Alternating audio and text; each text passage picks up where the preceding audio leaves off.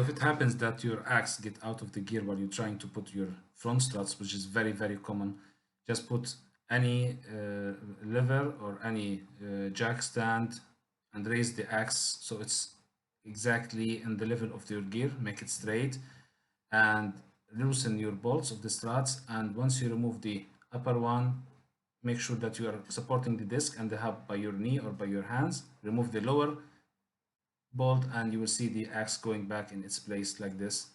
Simple, easy, don't freak out. Just make sure that the seals in the gear are not leaking, everything's okay, and that's it.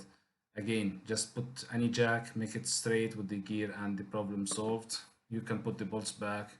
Hope you find it useful. Take care not to do it. Once you remove your struts, support the hub, don't let it be free so you don't have this problem. Now, to make sure that the axle get back in its place, we raise the car, put our tires on. No need for tires, you can do it without, but you need help. Put the gear in the first gear, and this is for the normal differentials, like the gear, not the slip differential which came after 2006. Move the side,